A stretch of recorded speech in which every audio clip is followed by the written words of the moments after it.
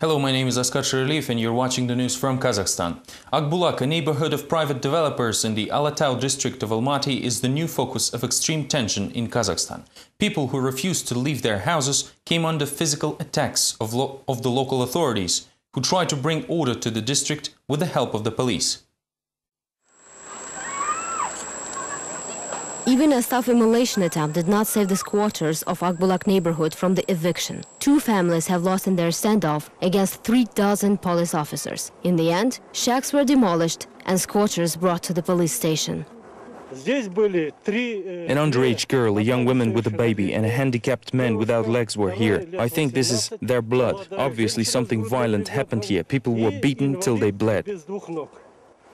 The evicted Akbulak residents have documents dated by 2004. Back then, this area was part of the Almaty region. Now the administration of the city's Alatau district does not recognize these papers. They were issued by the village administrator, who is now in the mental institution, while the archives with the land certificates have supposedly burned down. Akbulak residents were hoping to defend their rights for the land in the court. They did not show us any documents and just said that since we live here illegally, they will demolish our houses illegally too.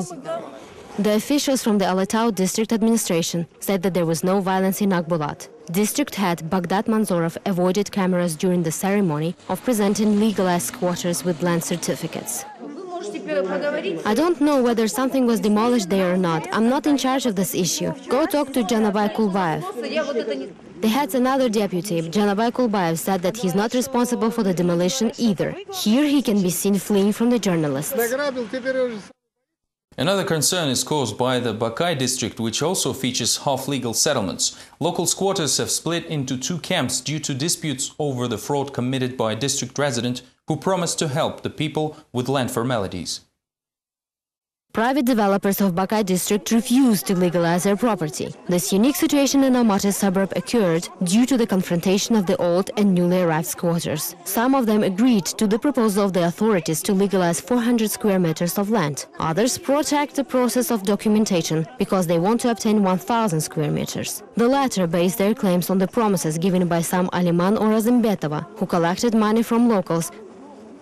She has systematically collected our money, anywhere from $500 to $5,000. After the demolition, she realized that people would question her about the money and simply fled Bakay.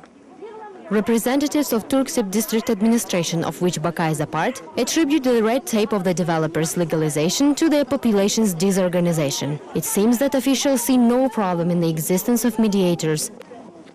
The squatters who came here first, when this was the territory of the Almaty-Stalgar district, believe that they have more privileges. But in fact, there's no difference between them and new squatters. Victims of the intermediaries have already appealed to the law enforcement agencies. Interestingly, eyewitnesses report that Aliman or Azimbetova, with the help of some of her followers, still collect money from Bakay residents, while the suburb continues to split into her supporters and opponents. The demolition of fake houses in Alatau district of Almaty was followed with the issuing of new land certificates. Local residents and public figures argue that they are faced with an unfair approach, and most of the permits end up in the hands of district head's family. It is likely that fake villages exist in Almaty suburbs. Private developers set up imitations of their houses in the village Tudavik and quickly obtain land certificates, while the initial settlers cannot legitimize their lots for several years. They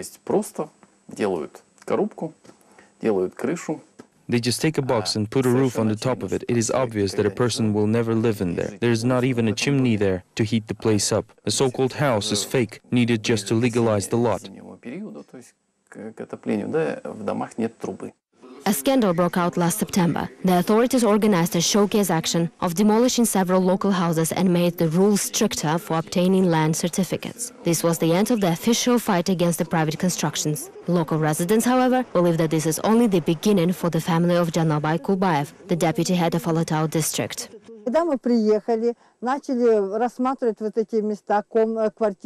came to the place where they set up the construction, and the guy came out and said that everything is settled, and he is a nephew of the administrator's deputy head, Kulbayev.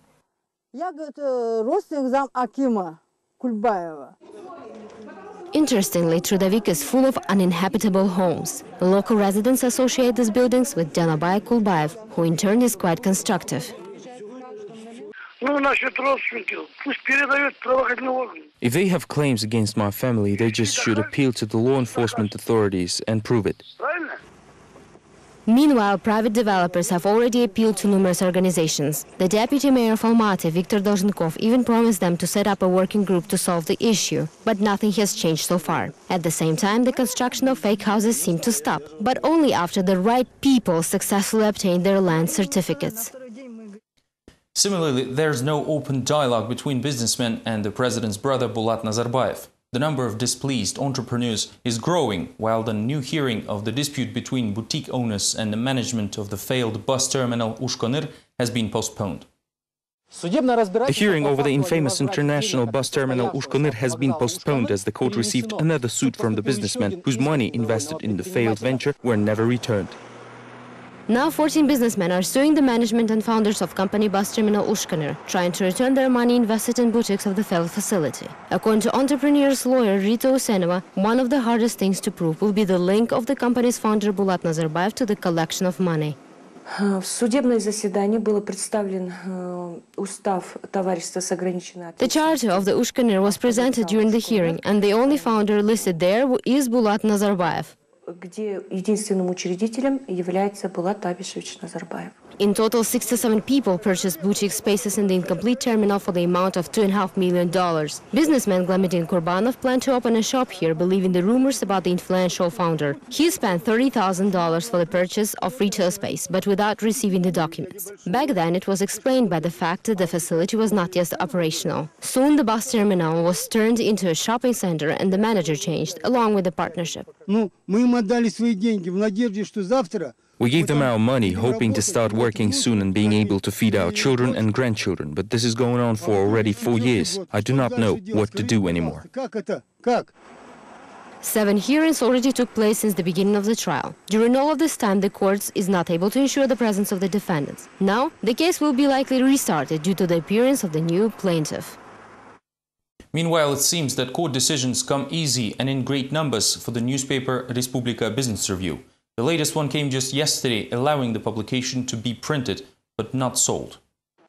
The document imposes a ban on the sale of the printed products. If the editors will not comply with the orders, the newspaper will be withdrawn from circulation. According to representatives of Respublika, the court is doing everything it can to ensure that the publication is unable to pay its debt to BTA Bank. While Almaty courts are deciding the fate of an independent outlet, officials from Astana issue guarantees for a fair trial of Rahat Aliyev, the ex-ambassador to Austria, who is also the president's former son-in-law. If this trial will ever take place, Kazakh authorities promise to follow all European legal standards. Kazakhstan presented Austria with formal guarantees in case of a positive decision over the extradition of Rahat Aliyev. As reported on Wednesday by Die Press, Kazakh ambassador to Vienna Yerzhan Kazakhanov called unjust Austria's concern over the unbiased investigation of Aliyev's case.